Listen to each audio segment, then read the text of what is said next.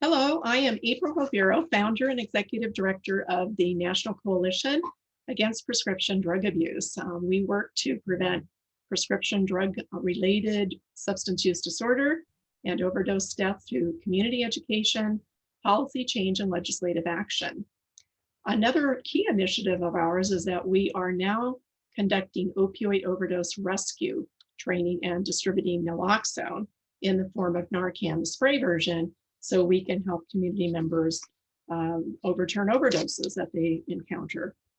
And we're hoping overall with the education will reduce those overdoses. So we are here today to have Cathy Taughinbaugh provide some information that's going to be especially helpful, I think, for our parent followers. Cathy herself is a parent with a child in long-term recovery, thankfully. She's also a certified parent coach, and you're going to hear about the program she uses to educate parents. She also has her own practice and even an online training program that is called Regain Your Hope. Cathy and I met quite a few years ago now while we were both parent ambassadors with the partnership at drugfree.org. That was what it was named back then. It has now evolved to be Partnership to End Addiction as it came together with another organization. Cathy has also produced two really important and informative books. The first one was in 2011. It was called 101 Natural Highs for an Amazing Drug-Free Life. And that I've read myself. It's really good. Lots of great helpful information. And then she followed that in 2014 with Parents to PhDs. And this was a compilation of 28 interviews with people such as David Sheff and Christopher Kennedy Lawford and Tommy Rosen, who share their experiences and the impact that they've had personally with substance use disorder within their own family setting. So, Cathy, I'm going to turn this over to you, and I really look forward to what you're going to share with us. You know, it's going to be very helpful again for our parents out there. Great. Thank you, April. You're welcome. So I am going to pull up there we go.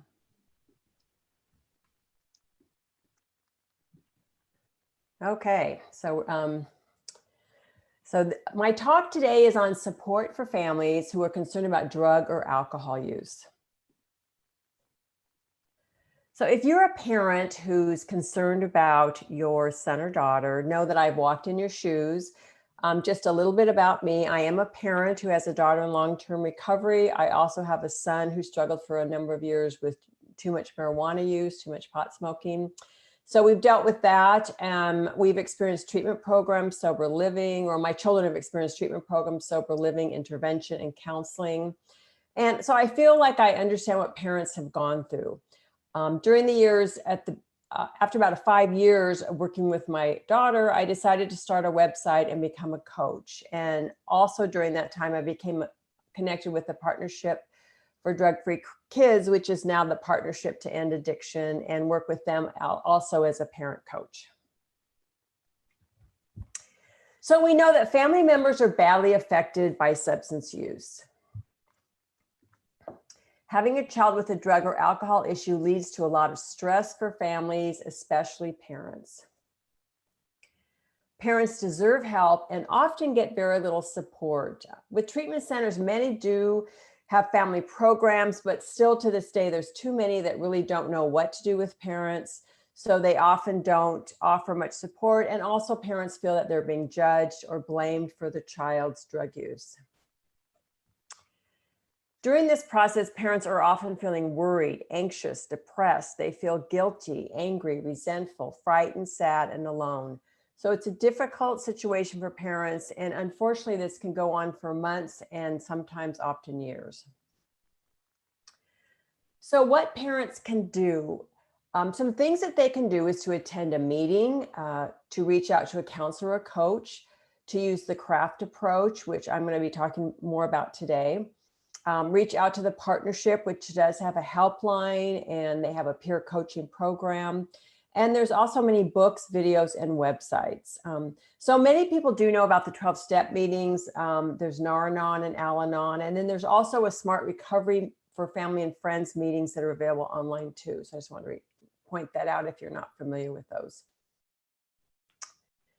The shame, stigma, and fear of stigma keep some parents isolated and alone. So again, parents feel judged and embarrassed about the situation. And also, as I mentioned before, they feel like it's their fault or they've done something wrong. And we know that most parents do the very best they can to help their kids get through life and get on, to start their way to adulthood. So the way parents cope and what strategies they put in place can not only help their child, it can also help them feel and do better. So the more a parent takes care of themselves at any time, but especially when their child is struggling with substance use, the better off their child will be. And what I often talk about with parents is a patchwork approach. So going to meetings or talking to coaches or counselors, reading books or whatever, pulling information that makes sense for you, that works for your situation. We know one size doesn't fit all. Every situation is different. So you want to really filter what you hear and make sure that feels right for you and for your child. So today I wanted to talk a little bit about the Community Reinforcement and Family Training. CRAFT is the acronym, if you have not heard about it.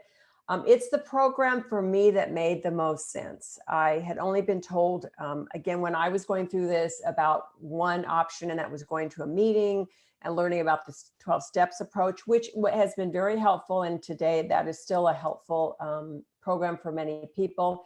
But I do strongly feel that the CRAFT is another program to add into your toolbox so that you have all the strategies and science-based, evidence-based research approaches as well. So CRAFT offers new tools for a complex problem. So this is the first of 5 sections that I want to go over that explain the CRAFT approach. There are many complexities around the continued growth of the prefrontal cortex. And we know that for teens, the self-control is not fully developed. With that and puberty, it can influence decisions that teenagers make. Depression, anxiety, ADHD, and those struggling with learning disabilities and other social pressures can have a teen turning to substances to ease their discomfort. A research study that was done in 1999 by Drs. Miller, Myers, and Taughinbaugh took groups of family members, some parents, but also spouses, and put them into 3 groups of 12 weeks each. And within each group, one group was given the CRAFT approach, the other group was given an intervention approach, and the third group was given an Al-Anon approach. And at the end of the 12 weeks, what the goal was to try to get loved ones who were resistant to going to treatment, to try to move these loved ones into a treatment program or be more willing to get help. So 12% of the Al-Anon group found that they had loved ones that were willing to get help. And I do want to explain that Al-Anon does not advertise themselves as a group that's helping you get your child into treatment. That's really not the point of Al-Anon. Al-Anon is really a program for helping parents feel better, do better, and help them take care of themselves. But I think it's important to know that when you go to an Al-Anon meeting, that is not really what you're going to find there. Interventions is another one of 30%. And although interventions can be very helpful, especially if it's a life or death situation, some of the downsides of interventions are that there is resentment and sometimes anger because the intervention happened. And then sometimes people do go to treatment, but they don't really feel like this was the right time for them, or their whole heart wasn't in it, so they leave early, or they tend to relapse pretty quickly. And then 70% were able to get their children or loved ones into a treatment using the CRAFT approach. And this is something you can do at home. It's a communication strategies as well as other strategies that help you motivate your child to change.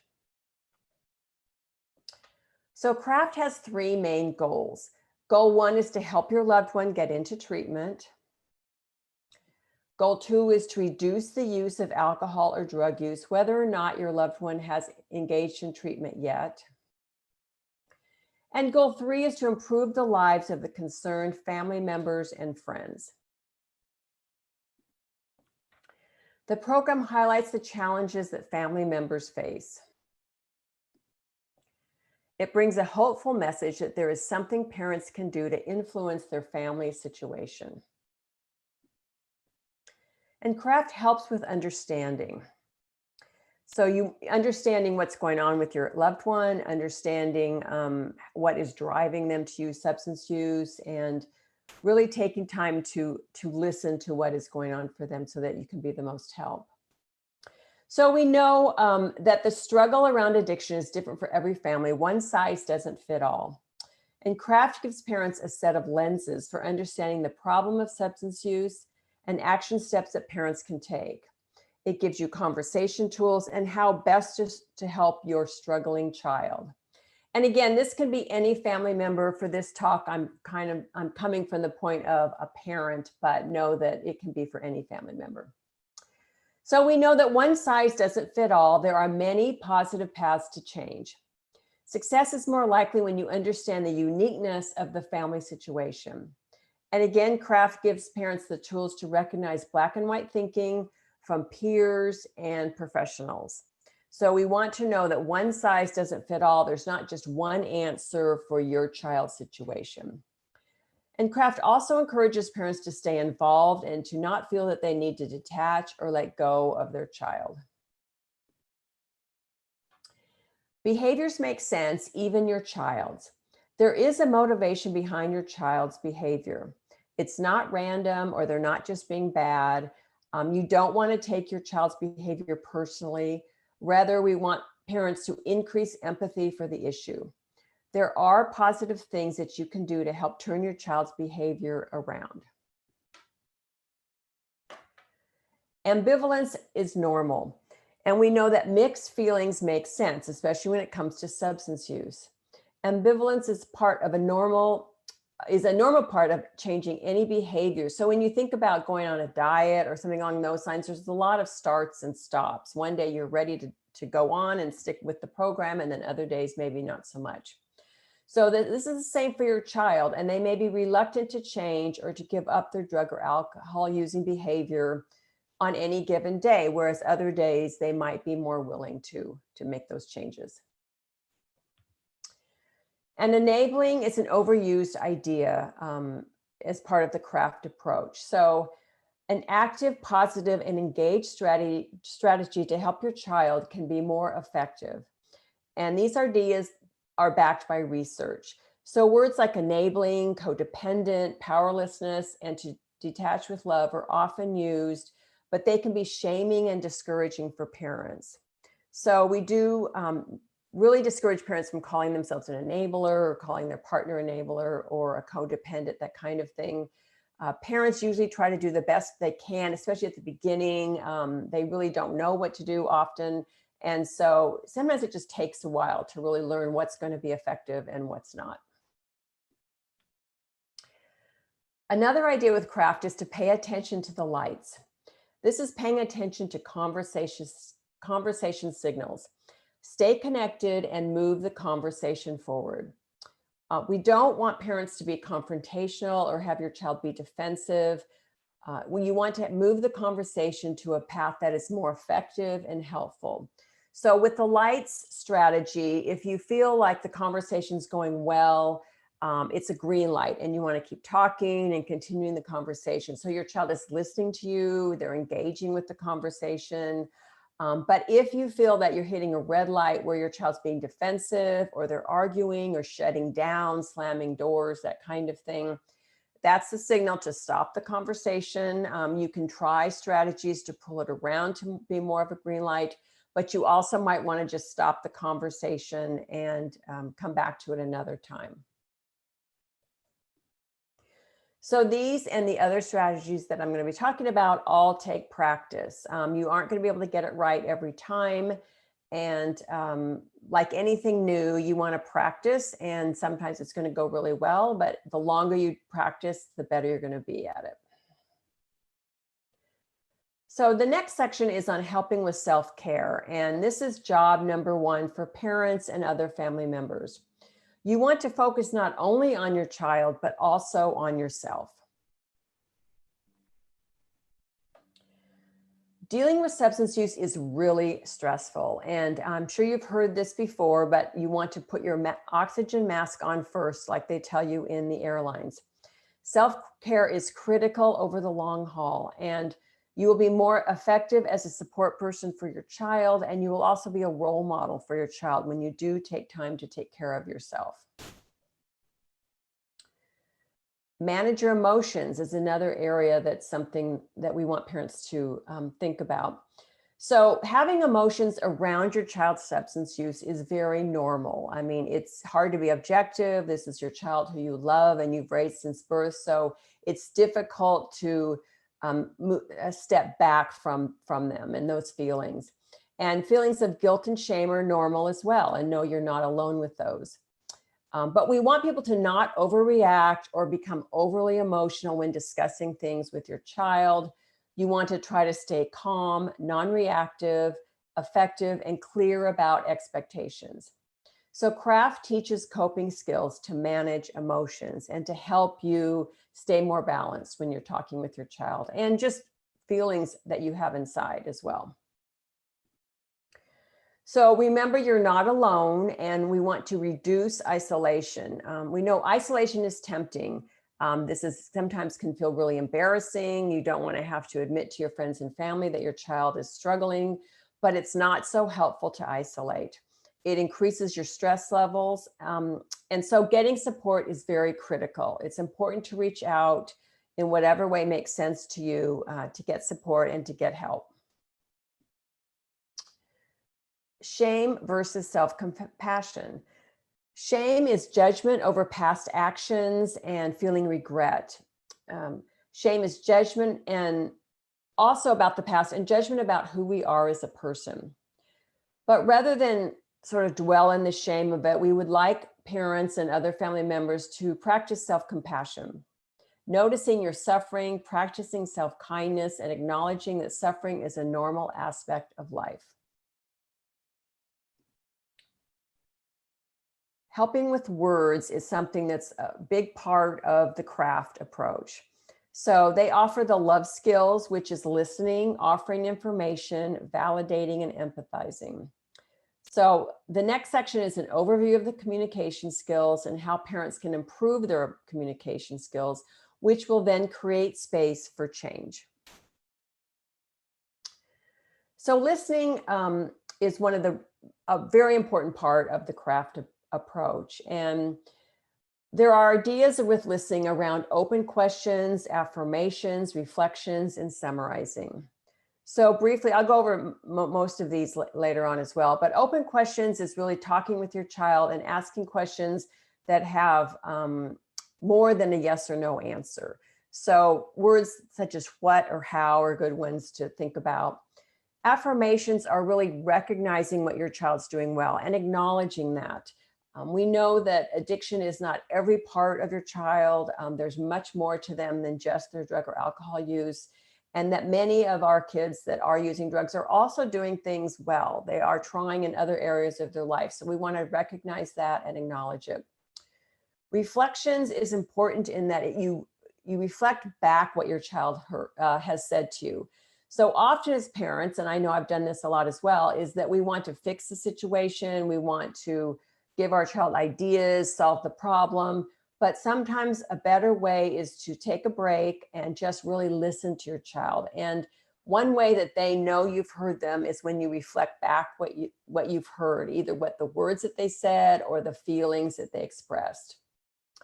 And then summarizing is when you pull the conversation together and just summarize it so that you can move on or maybe make some decisions and move forward. So your child is more likely to change when they feel like they're being heard. So two things you can ask yourself around listening is, what did I learn about my child in this conversation? And how did my child feel about the conversation? Offering information is a key ingredient to parenting. Our kids may not be so open to hearing suggestions or information from their parent. So here's a tool that can help sometimes when you just want to get a point or two across and you want your child to really be open to listening. So it's called the information sandwich, and think about knocking on your child's bedroom door. And you want to ask permission. Is this a good time to talk? Are you available right now? Or I have a question I want to ask you, and allow your child the opportunity to say yes or no. So if they say yes, you're obviously good to go. If they say no, you can ask for a different time. You can try this again at another day when your child's maybe feeling better. So know that there will be other opportunities. So once you've gotten your child's permission, you want to provide information. And when you do this, you want to keep it brief. You want to think about what it is you want to ask your child. Don't do the whole laundry list of issues. Just pick one or two. And then the third piece is to check back. Did this make sense? Do you have any questions? Can I explain this in a different way? So again, the information sandwich is asking permission, providing information, and checking back. Validating and empathizing. So validating is the process of acknowledging his or her experiences or thoughts, feelings, and actions. And again, it's just noticing what your child's experiencing, noticing what they're saying, and acknowledging it. And with empathy, you're understanding things from your child's perspective. So both are easily conveyed by your attitude and also by your tone of words. The SURF skills is another conversation tool that can be very helpful, and SURF stands for specific, understanding, responsibility, and feelings. So being specific, vague requests are easy to ignore. For example, if you have a teenager and you're saying, I need you to be more responsible, it's hard to really measure that. What does that really mean? It's better to be more specific. An example would be on school days, you need to get up and get up with the alarm and go to school on time. Something along those lines. So again, when you're asking your child to do something, you want to be very clear that it's measurable. You have a very easy way of telling whether they did it or whether they didn't do it. The next one is to offer an understanding statement. The more your child believes that you get what they're going through, the less defensive they will be. They will be more likely to hear you and follow through with your request. Take partial responsibility is one that can be sometimes difficult for parents, but you want to share a piece of the problem. And by doing that, it doesn't mean that we're blaming you or that you want to blame yourself or that you are the reason that your child has gone down this road, but you do want to come at substance use as a team. It's a team effort. So when you take partial responsibility, you decrease defensiveness. It promotes problem solving rather than blaming one person or another. So there's always things. I mean, there's no perfect parenting. We know that parents do the best they can and that things come up in your child's life. And so if there's something that you feel may have contributed to their substance use, you just want to talk about that and express, that you feel badly about that or take some part responsibility for it. And then finally, label your feelings. State your feelings in a calm manner. You want to lower the temperature when you're stating your feelings. So if you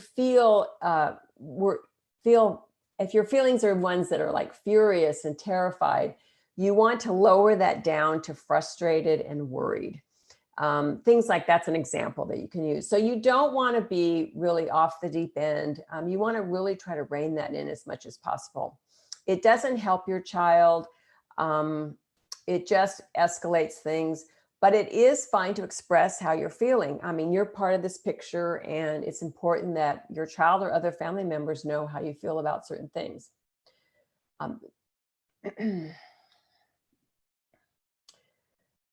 And then the next section is avoiding conversation traps.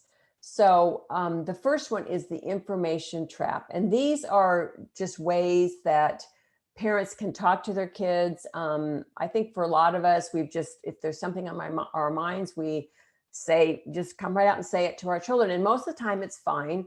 But when your child has a substance use issue, you really want to think about how you're approaching things, because there's a lot on the line here, and you want your child to really be ready to recover or be ready to make some changes. So the information trap is trying to educate your child without getting an understanding of what they already know. Too much information becomes white noise. So an example for a teenager could be, we know that, of course, marijuana use affects the brain, brain development, and that's an important thing that your child should know. But you don't want to repeat something like that or some other fact about drug use just over and over and over again. You want to, once they know the information, maybe there's another way to provide it, or to come at it in a different way is more helpful. The next one is the lecture trap. And this is one-way communication, talking at your child versus talking with your child. And again, I know a lot of us have done this, but it's important to try to think about a different way of approaching the issue with your child. The third one is the labeling trap. And when you label your child an addict or an alcoholic, it's just not so helpful. You might end up with arguments around the name and not the behavior. And studies have showed that children or young people are less likely to want to get help if they have to put on the hat of being an addict or an alcoholic. So, and especially with teens, I think most of them really at that point are experimenting. There might be some beginning dependence, but I think it would be a stretch to label most teenagers addicts or alcoholics. And again, we don't want to get into that.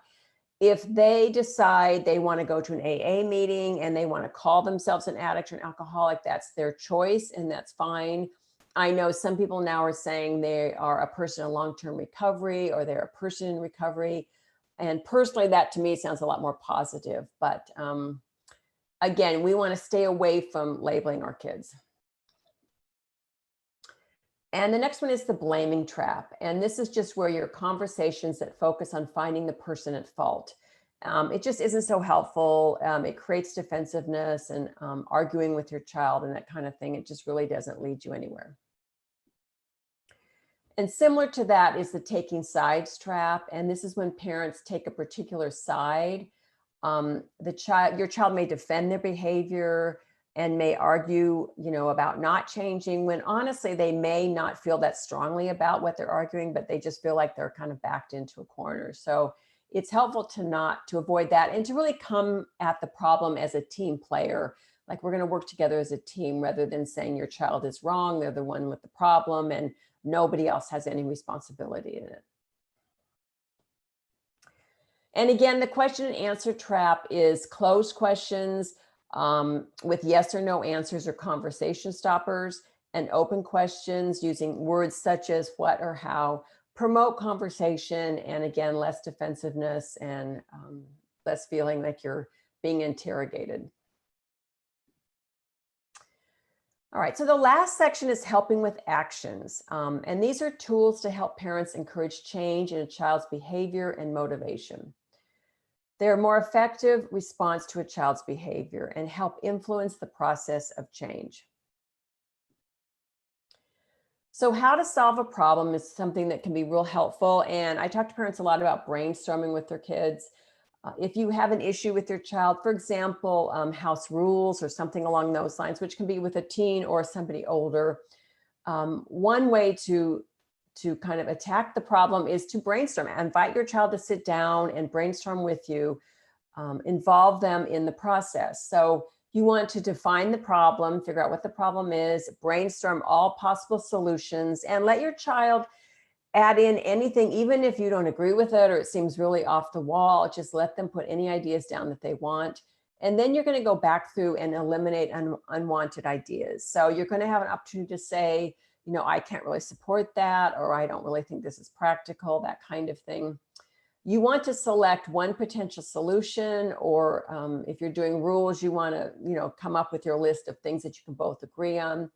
Think about obstacles and address those. What can you do if there's some issues with obstacles, and then see how things go. And you can always come back to your brainstorming. It's not ingrained in stone. You can come back to it and go through it again. Parent collaboration is a big piece of the craft, but something that is important for all families. Collaboration helps everyone, especially parents, and you want to try to get on the same page as your partner as much as possible. And sometimes, this can be really difficult. Parents come at parenting, just even when their kids are doing well, you come from different families and you're raised differently than your spouse or your partner. So some parents feel that their partner is uncooperative and has different ideas. Often what I hear is one person comes from kind of the tough love approach and the other person is really wanting more of a compassionate approach. So even though you may disagree, you want to try to work together. You want to present a united front to your child. And what you can also do is pick a few ideas from one person and try those for a period of time, and a few ideas from somebody else, from the partner. You can also, like, for example, if you want your partner to learn more about craft, you can just pick out a few things that you might want him or her, to try and see if that works.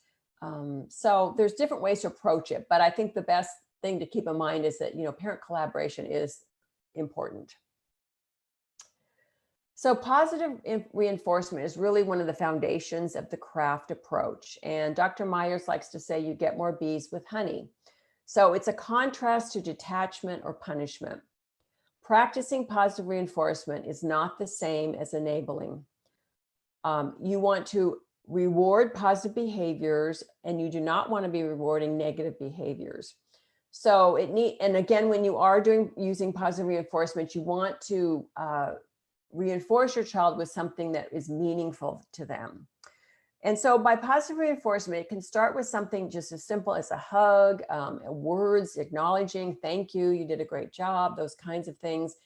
If you feel that your child is doing something more, if they've really made an effort to change in a certain way, it's great to bring in rewards, a little bit more, like something, a dinner, a special dinner. You can, a gift card is something that is brought up often.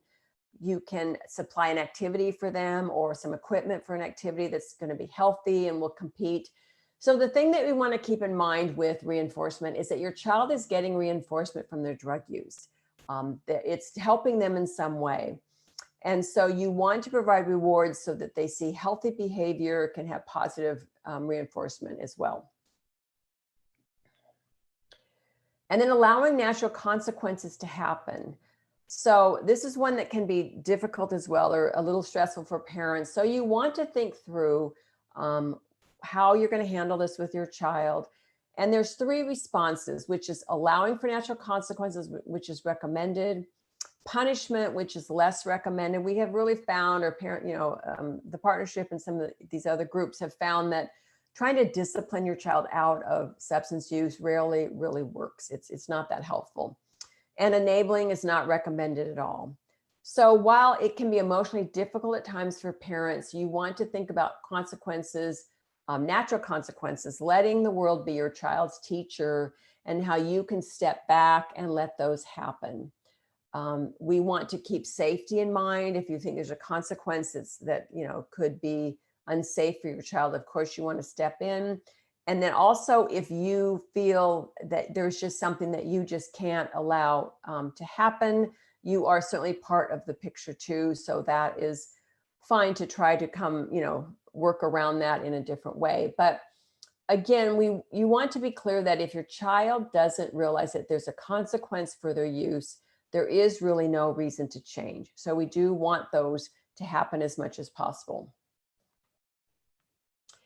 And then finally, making your consequences happen. So you clearly can have your own boundaries and expectations around what you can and can't accept. And one thing, it should be clear and defined, your consequences. There should be definite communication between parents and your child about what the consequence will be. So be consistent and follow through on agreed upon consequences. One of the things that's really the most, something that's really not helpful is to tell your child there's a certain consequence for their behavior, and then when that behavior happens, to back down or to get manipulated out of it, or have one parent agree to the consequence, but the other one not really following through. And this is something that can really, it brings the power then to your child. They lose respect for you. And they also feel like there's no consequences for their behavior. So as a parent, you must be willing and able to deliver the consequence. And it's better to not have a consequence or say, come up with something unless you're going to follow through.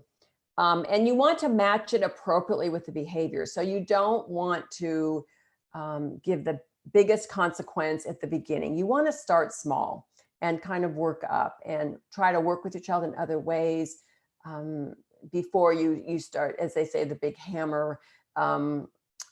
Save those kind of things for down the road, if at all possible. So as I mentioned, the Partnership to End Addiction does have peer coaching. You can call their helpline. They have a counselor there that will answer the phone. And also, just if you have questions or you need help with something specific, they are there for you. That you are, for most family members, if they feel you're an appropriate fit, you are be able to get 5 coaching sessions with a peer. So that is a wonderful resource I want to make sure everyone knows about. And then if you're interested in more information from me, my website is cathytaughinbaugh.com. You can reach out by phone, or I have a contact page there, or just by email as well. My email is cathy@cathytaughinbaugh.com. So I'm happy to be of help. And if there's something I can help you with, just don't hesitate to reach out. Okay, well, thank you so much, Cathy. You provided us with just some excellent suggestions and strategies, I think, for dealing with children that have a substance use disorder of some sort, some kind of a problem they're dealing with. I just wanted to ask you a couple of questions, though. I think you know that our organization works to ensure through our educational programs and practices that youth don't travel down that path in the first place. So we're working on the front end, the prevention side. So I'm wondering if you have any suggestions, looking back in your own personal life and working with your children and just, being in this world, this particular environment, what would you suggest to parents that they can do to help their kids not travel down that road? I picked up on listening. I think that's a really key thing, really having that conversation and building a relationship that ensures that your child feels comfortable talking with you about issues and concerns themselves. But what else could you suggest? Well, as you mentioned, the listening is important. I think communication, aside from some of the things I've said here, just talking with your children about the dangers of drug use on a regular basis is helpful. But the communication skills, I think all of them can be used with any child. The thing that's great about them is they're not only for substance use, but they can be for other behaviors as well. So I think the more you can keep a positive relationship with your child, the greater chance you're going to have that your child's going to be listening to you and not heading down this road to drug use. I think that's one of the keys. They need to feel heard. They need to feel that, they have healthy options. I think offering your children, activities that can compete with drug use is super important. And I think if you find that your child is starting to dabble in this or starting, being proactive is real important. I mean, just getting right on it and turning your child around quickly can help. And just as I'm saying, I know it's not easy. It's difficult, but I think the studies really show that the more parents are involved with their kids and really talking about it often, the better off the kids are and the less chance they have of going down this road. And then what about some of those early signs of possible use and abuse? Well, I think many of them, such as, the friends change, the grades start to slip. Parents have said, their kids kind of isolate in their rooms a lot all of a sudden, and that's something new. They just, the parents often can sense that, something's different just in their behavior. But I think a lot of times it's or dropping out of sports, teams, or, if they had other activities that they liked, kind of changing that. So any of those kind of things. I think the grades too is one of the things that really stands out because you can't really do drugs. You can't, be participating in drugs and really being able to study and keep up. But so yeah, just noticing. I think parents, being on top of it, noticing who your children's friends are, talking to the parents, being involved, that kind of thing. Well, and it just seems that setting a really good example yourself in terms of your own substance use is really important. Sure. You hear too often, at least I do, and I'm sure you have too, about parents feeling it's okay if they're doing it at home to, let their kids drink or even, get involved in marijuana use as long as they're staying home. And I don't know if and especially having the free and opportunity to have other kids over as long as they stay home and they're not drinking and driving and that sort of thing. Do you have a perspective on that? Right. No, and I agree with you. It's not healthy. I think there's some research on that, you can have a greater chance that your child will go down that road of using drugs. And the other thing is if you have children over, it's very hard to control that. And you never know what's going to happen, maybe the neighbor's kids or one of your child's friends goes off and injures themselves in some way. And then that's really your responsibility. So no, I do not, I'm not a proponent at all of having kids drink or use marijuana at home. One thing that came up to me one time that I thought was sort of interesting is a parent said, how a friend of theirs child was smoking marijuana. Their child was having a lot of difficulty. They were smoking marijuana all the time too, and their grades were going down and they were struggling in many ways, but their friends were not. One of their friends was not. And the parent was very dismissive, like, well, my child's doing well, so I'm not going to, worry about it too much. So I think that too I think it's important as parents to really step back and be concerned about everyone's kids. It's not just your child. And really in the end, we know it will catch up with you more, sooner or later. And we know it's not healthy for the teenage brain, no matter how well the child's able to kind of cover it and continue to do well. But I think it's important as parents to think about everyone's kids. I mean, if we all, really monitor and try to keep our kids to be, not using drugs and alcohol, it's better for everyone. It's better for everyone, because there are some kids that are really going to go down a bad road, and you want to help out and make sure that doesn't happen,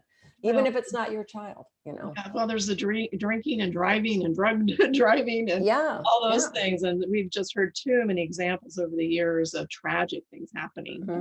Kids are driving under the influence of whatever that might be. Right. And then, especially we are in California, and our state, as well as so many others now, have approved marijuana for even recreational use. What perspective do you have, though? Because I hear a lot that parents will say, well, they're only using marijuana because they don't even have a real strong perception of harm with marijuana. Right. What is your view, if you don't mind sharing, on marijuana use for youth? And what? Oh, well, yeah, no, I don't think, it definitely, the science shows it changes a teen's brain. It's not healthy.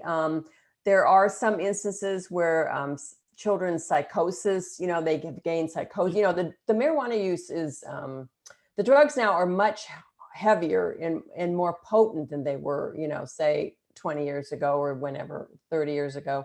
Right. So, it makes it complicated when it's legal, that's for sure.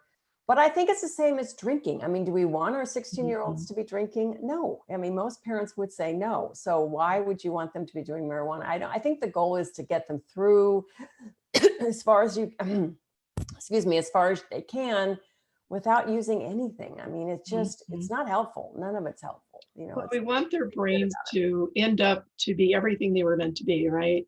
And I know that introducing substances, and especially the younger age, these substances are introduced into that youth developing brain, the more likely you're going to have a problem, especially if there's a family history of substance use disorder. And the last thing I wanted to explore real quickly with you is the issue of stigma. We now know, I know you and I know, and more people are realizing that, using drugs and becoming an addict or having someone with substance use disorder, as we like to say now, trying to change the stigma using different language, that, it's really an important thing for us to identify and understand that it is a brain disorder more than a moral failing. And so somebody with that condition is someone we need to help. And if we can turn our brains around to think of it more as a medical condition than a moral failing, I think we can start to break the stigma down. That keeps people from even asking for help. You know, the shame keeps them from saying, yeah, I've got a problem. So if we can really turn that around, I think we can do a lot better job in getting the help for our young people and for our adults that are out there. Let's face it, this problem affects, you know, people of all ages. So any other last thoughts, Cathy, at all before we close? No, and I'll just stop my share here real quick too. Okay. No, I think you're absolutely right. I mean, the shame and stigma is really one of the major problems with this. I mean, it just holds people back. I know parents who, you know, have not reached out for help. You know, I've heard from parents, especially in some small towns, or they don't want to go to any kind of meetings because they don't want to meet anybody, and they don't want to reach out. And it just makes it flourish when it's, you know, you don't talk about it. And, you know, it makes you also feel worse, and there's more stress. And sadly, it can go on, unfortunately, for years if it's not caught or prevented, which is what you're doing, you know, the great work that you're doing. Right. So it's very stressful for parents. So, yeah, I mean, I wish really in high schools too, that there would be more upfront information, you know, like parents are all given, here's a lot of resources. Here's, you know, here's a list, here's what you can do. There's a lot of things that I think that could be put in place. But I think honestly, April, even the schools don't want the stigma. They don't want people to feel like, well, our school has this problem, which we know every school has a problem. You know, it's not, doesn't mean, you know, you're not a good school. It's just, you want to help kids get through. So. Right. Yeah, I absolutely agree that we need to do more in our schools, really starting as early as probably grade school, you know, in a very simple way, you know, medication and workplace safety, and then moving into more the reality of, you know, usage of it and what can happen downstream from it. So anyway, we're just going to keep plugging along. So you're a wonderful resource. I hope people will reach out to you. I also have a screen up here to help people navigate over to NCAPDA. So we're giving presentations wherever they're needed for parents, for youth, people of all ages, including seniors, by the way, because this problem, people don't, I mean, it doesn't matter. There are problems at all ends of the age spectrum. So please visit us. Please share this information. This is going up on our YouTube channel. We'll show it in other ways too. So connect with Cathy, connect with NCAPDA. And thank you so much for tuning in. And thank you so much, Cathy, for sharing all your wonderful information. Oh, you're welcome, April. And thank you for all that you're doing to help. You've done amazing work. Thank you very much. Appreciate it.